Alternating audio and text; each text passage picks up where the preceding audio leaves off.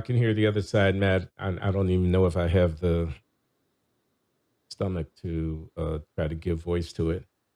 So there's this tug of war in terms of power as between police and citizens, and the consensus certainly on the left, certainly in the Black Lives Matter camp, certainly for people who are advocates of racial justice, for the vast majority of my colleagues here at Brown University and others who take this without even giving it a second thought, is that the police have way too much power, that they exercise force and brutality and including lethal force in a way that's abominable, that's an abomination, and that they need to be reined in. I mean, I wouldn't even know how to, as my mama used to say, fix my mouth to try to defend qualified immunity in some of these circles because it's so much of a foregone conclusion that a greater degree of leverage to hold police officers accountable is a good thing. Now, I'm an economist. I won't go on for long, but I'll just say this.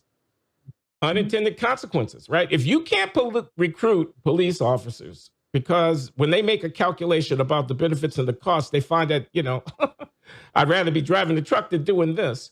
You're in trouble. And the people that you think you're protecting will actually end up being worse off for it. But I don't know how to get past this ideological barrier, this kind of, if you say thin blue line. Did you see that story the other day about somebody with a cap that had a thin blue line in it? And apparently his father, his family, they were police officers. And the teacher at school was berating him on racial justice grounds because, he was defending the cops. But that's how far it's gone. I mean, I don't know. What do you think? Wow. We took a close, I hear you loud and clear, Glenn, and those perceptions are very strong. And of course, there have been utterly heinous incidents where police made mistakes, and I would add fatal mistakes. And I would add that this omnibus criminal justice reform bill includes some provisions that nobody is arguing about, including essentially mandating body cameras everywhere all the time in all police departments in Illinois. They have to help fund that, and there is, I believe, funding included for that.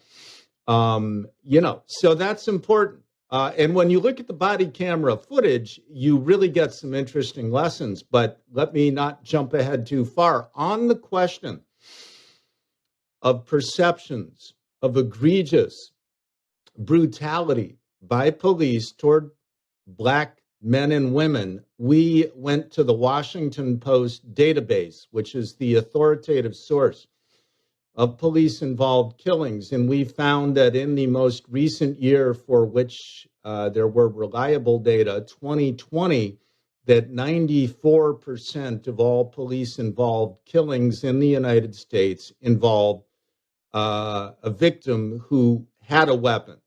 And I think it's a pretty fair presumption that in nearly all of those cases, they were ignoring orders to drop the weapon. So that right there, to me, serves as likely a large and meaty rebuttal to the idea that the violence police must occasionally perpetrate is unjustified. It is largely justified. People should put down their weapons. We also then looked at the 7 fatal police-involved shootings in Chicago last year, and in one of those 7 cases, the man was unarmed. I looked at the body camera videos, Glenn, and it's harrowing. The big takeaway, a lot of these cases are domestic violence cases that are just a mess right from the get-go, and it made me question why we so willingly send police in there. But then, of course, if someone is about to be slain by an angry boyfriend, girlfriend, or spouse, how can we not send them in there?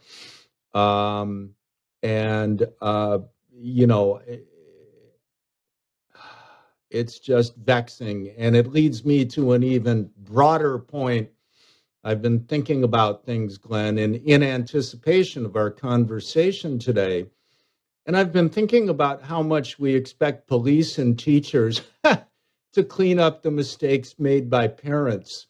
And my acquaintance, Ramon Barnes, who we talked about earlier, talked about willful neglect when you have young parents, and the mother's a teenager and the father is out on the streets, as he put it, it's a system of willful neglect, and the seed is sown right from the get-go. So I think it's think about all, interesting. I was yeah, just going to yeah, say, Matt, excuse me for interrupting. I think you're please. mentioning teachers and police in the same voice is very interesting because they're public employees. They have tough jobs. Both of them do. They're unionized, and the unions try to Mm. protect their members, which is their entitlement. But they are also working with subjects, the students in school or the kids that are getting into trouble with the law, who are the product of a home where they were or were not prepared to be effective members of society in the school or on the streets. And you say we can't expect the teacher or the police officer to do what hasn't been done at home. And that seems to me to be very, very true. But I wonder what you think that means. You don't like this omnibus criminal justice reform package that is coming out, at least some big parts of it. What, what do you think should be done? I mean, where do you see any hopeful signs of the Latasha Fields of this world, for example, who want to homeschool their kids? There must be people like that working on criminal justice type issues at the ground level that are trying to be effective in the turn the tide. Hmm.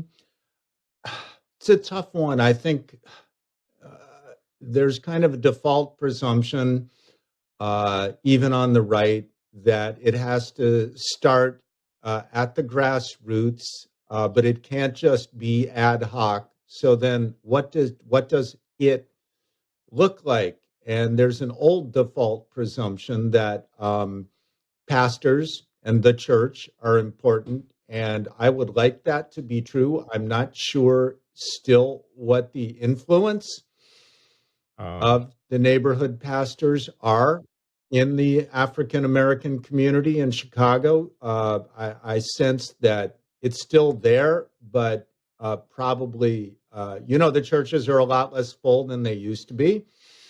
yeah. The schools set a tone, but it honestly it comes back to parents, and that's almost like a lizard chasing its own tail, because so many parents, just as Ramon pointed out, become parents too early. So I'm not sure what it is. And we have on the other side of the political spectrum the usual reliance on community based NGOs, right? And the whole issuing grants to violence prevention programs, to social welfare programs. Let's not use the word welfare, okay, but social uplift organizations, right?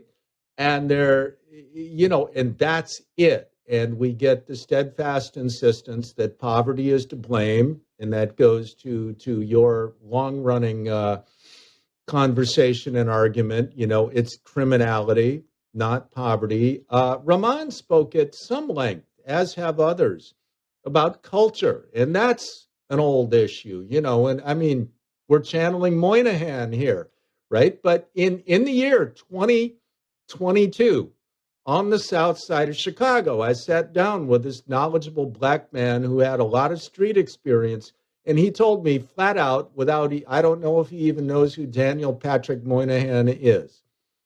What he told me is Moynihan was right. He talked at length about the culture. He talked about the belief in the neighborhood. Look, there's three ways you can get out of this, man. Hoops, rapping, or slinging drugs, right? Being a gangbanger. And that now being a gangbanger, even though gangs have changed, we know they're much more micro level. That could involve criminal enterprises of all sorts. And we see this in the armed robbery crews that make 10 hits in 1 hour in the Oh, north wow. side white neighborhoods. This is a thing now. We never had this before. We see this Wow. in the organized retail crime rings that are going out to the malls north of the city and west of the city. And this is not unique to Chicago, of course. We know that. But it, it goes back to the avenues that are out there and the the vision is limited, as Ramon Barnes was reminding me. So, in other words, yes, it goes back to the culture, and Moynihan was right. He's still right.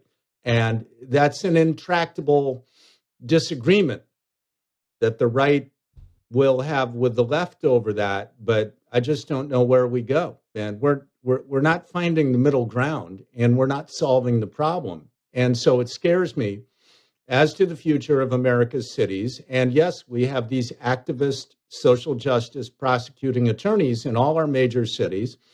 And man, we're just down in it, Glenn. I'm not sure I see a way out. And so many people, of course, you look at the out-migration data, the out-migration of taxable wealth, the out-migration of population. This is now breaking down into the kind of thing that Joel Kotkin has talked about, Phoenix, Dallas, Miami. They're not at the same level of despair and dysfunction at all as Chicago, New York, Milwaukee, Detroit, Baltimore, Cleveland. So the North, the North is losing, and it will continue to lose population, GDP, and taxable wealth. It's just a question of, is it purgatory versus Detroit?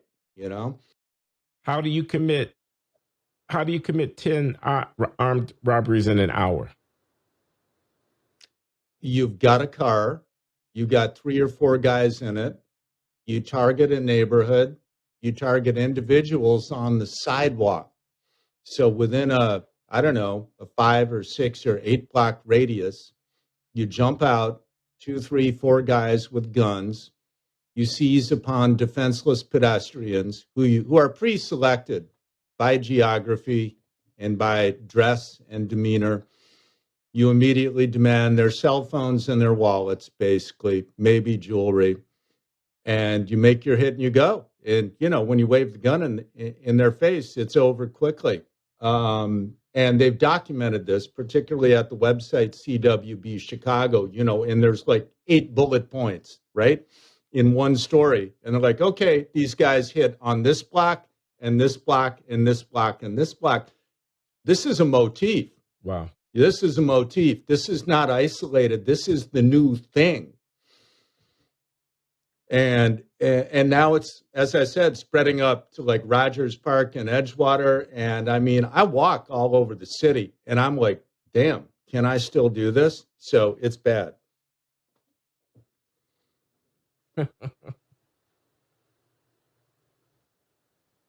Yeah, it's just nuts. And the carjacking is another thing.